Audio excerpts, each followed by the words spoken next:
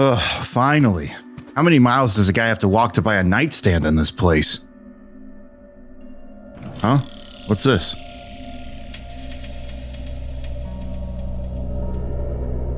So, I'm writing this to document what I can only assume is my sudden descent into insanity.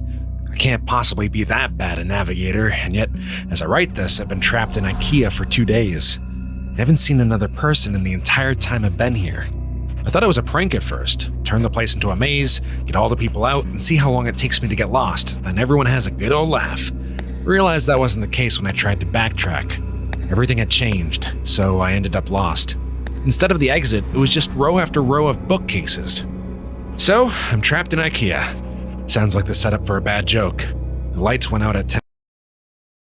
Nearly gave me a heart attack. That loud electrical thunk sound and then pitch blackness. Place is full of beds though, and my phone has a flashlight on it, but no damn signal. So I found a bed and went to sleep. Spent most of the next day trying to find my way out with no luck. Did find a restaurant serving those meatballs though, so at least I won't starve. Made my way back to the beds before the lights cut out again, since it's too dark to search with them off.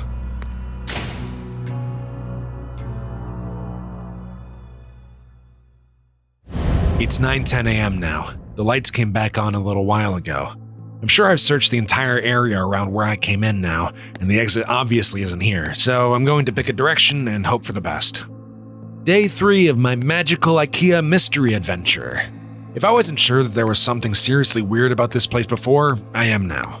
Walked for 3 hours in a more or less straight line before I came across a ladder next to one of those huge stock shelves they have here. Climbed up to get my bearings, and it looks like this place just stretches on forever. Like that scene from The Lion King, except instead of trees and grass, it was all shelves and tables and crap. I did see a person moving not too far away though, so I headed over. Thought it was a staff member at first. It was wearing the uniform. And hell, maybe it was. Maybe freakish 7-foot-tall monsters with long arms, short legs, and no faces are just the kinds of things they want working at Super IKEA. Damn thing completely ignored me though, and with no eyes or ears, I can't even be sure it knew I was there. Thought about shoving it or something to get its attention, but its hands were big enough to crush a watermelon, so I decided against it. It just kept moving along, and eventually I lost sight of it, so I decided to carry on the way I was going.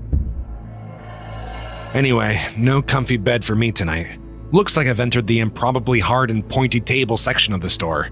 Guess I'll have to make do with some bunched up tablecloths. Phone battery died during the day too. Didn't work anyway, but I feel like I've just lost some vital lifeline. You ever see one of those cartoons where they're going through doors in a hallway and they just pop out of another door in the same hallway? That's how I feel right now. I've seen nothing but the same identical bookshelf for 2 days now. Just row after row after row of them. I mean, come on. I love books as much as the next guy, but this is excessive. I'm obviously still moving forwards though. I can see the signs hanging overhead passing by. Too bad none of them say exit. Not sure who I was addressing that question to. Let's just say it was practice for the autobiography I'm going to write when I get out of here. I'll call it my paranormal trip to a regular old IKEA. Finally found some other people. Yeah, turns out I'm not the only poor bastard trapped in here. Lucky for me, I guess. My 6th night here, 2 of those staff things came at me in the dark. Different from the first one I saw, but still messed up. Heard them coming. They were saying that the store was closed and I had to leave the building, all nice and polite like. I'm not sure which part of that was weirder, that they don't have mouths or that they were apparently trying to kill me while they were saying it. Came at me like rabid dogs, so I legged it, sprinting through IKEA in the dark like a madman.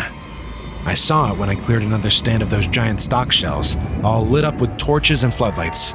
They built a whole town in here. Got a massive wall built out of shelves and beds and tables and whatever else. I swear to God, it was the most beautiful thing I've ever seen. Anyway, I guess they saw me coming, or maybe they heard my girlish, manly bellows of fear because they had the gate open and 2 people were there waving me in. Heard the staff thing slam into the gate behind me after it closed, still politely informing us all that the store was now closed. They wandered off eventually, though. They call the town Exchange, because that's what's on the sign hanging from the ceiling directly above it. Exchange and Returns, all lit up against the night using lights they found and plugged into the power lines. And there are beds and food and people. Over 50 wonderful people with regular-sized limbs and a full set of facial features. It's now my 7th night here, and the first one not spent in darkness. A full week living in IKEA. There's probably a TV show in that somewhere. Now that I'm around other people, I'm starting to feel more normal. Maybe normal isn't the word. But after a week with only the sound of my own footsteps for company, I was becoming increasingly sure that I'd just gone nuts, that I was tied up in some padded room somewhere, banging my head against the wall. But no, I feel quite sane now. Thank you very much. Apparently there are other towns out there, some with more people, some with less. I found that fairly mind-boggling. How can that many people go missing with no one noticing? Surely someone would have noticed that everyone who goes to IKEA seems to vanish. Or maybe it's not everyone. Maybe we're just the lucky ones. The people here just call those monster things the staff. Apparently they're fine during the day, minding their own business walking the aisles. As soon as those lights go out though, they go bonkers. So during the day, people go out to find food, water, and whatever else they need. Apparently there are restaurants and shops around that randomly get restocked. No one knows how. Maybe the staff do it. Apparently they aren't very good at their jobs though, because the restocking sometimes takes a while, which means the food needs to be rationed. Maybe if they weren't so busy chasing people around in the dark, they'd get more done. Anyway, when night comes, the staff go nuts and everyone holds up inside the walls. Apparently it's the same everywhere in this place, whatever this place is. The IKEA, from whence all other IKEAs sprang. Or maybe we're all just still in the regular IKEA and this is all some fever dream brought on by mind-numbing boredom. Who knows? Been here for 10 days now. Most of the people I asked said they stopped keeping track a long time ago. One guy, Chris, said he'd been in here for years. Years. Apparently there are rumors of people who do manage to get out, and of people who see the exit, only to have it vanish before their very eyes. I get the feeling not everyone believes that, but I do. It explains how we got stuck in here in the first place. Sort of. And I mean, come on, staff monsters, row after endless row of high-quality Swedish furniture. I don't know why they would find a disappearing door so hard to believe in. I went out scavenging for food at a nearby shop with Sandra and Jerry today. Once you learn the landmarks of this place, it's not so hard to navigate. The overhead signs help a lot, but there are others. Not too far in the distance, a huge section of those giant stock shelves has collapsed against each other, and way off in the east, we all assume it's east anyway, apparently IKEA doesn't sell compasses, is some kind of tower that looks like it's made out of wood, reaches all the way to the ceiling. Maybe they were trying to break out through the roof. Lights up at night, so there must be some people there, but it's apparently a few days' walk, which means it must be miles away, so no one here really knows for sure. Apparently, I got incredibly lucky sleeping out in the open for a week without getting ripped to bits by the staff. That's me. Lucky, lucky, lucky. We found some food in the shop. Guess the staff restocked it during the night, which was nice of them. There was a telephone on the wall, so I figured I'd try it out. There was a voice on the other end, but they were just talking nonsense. Random words strung together with no real meaning. You ever see a video of someone with aphasia? Kind of sounded like that. Didn't answer me when I spoke to them anyway. Sandra says all the phones in here are the same. I was thinking last night, the ceiling on this place is pretty high, and as far as anyone can tell, it goes on forever. Shouldn't there be some kind of weather in here? I'm sure I read about some NASA building that was so big it had its own weather patterns with clouds and stuff. This place is definitely bigger than that. But now that I think about it, I'm pretty sure I've never felt so much as a temperature change in here. I'll add it to the grand list of weird BS. The staff attacked the exchange last night. Must have been 20 or 30 of them all just asking us to leave the store calm as you like, while trying to smash the walls down with their bare hands. Apparently this happens pretty regularly, so everyone is prepared for it. Knives from the restaurants, lawnmower blades made into hatchets, a fire axe. One guy with seam even made a functional crossbow.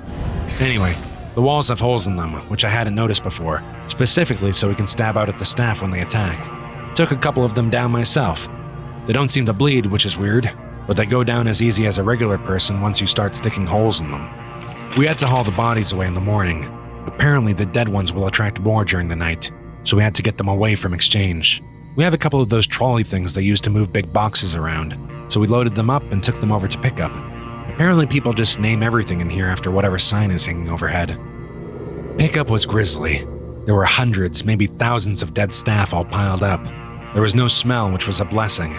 Apparently, in addition to not bleeding, these things don't rot either. My curiosity got the better of me while we were unloading them, so I took a look at one of the more cut up ones.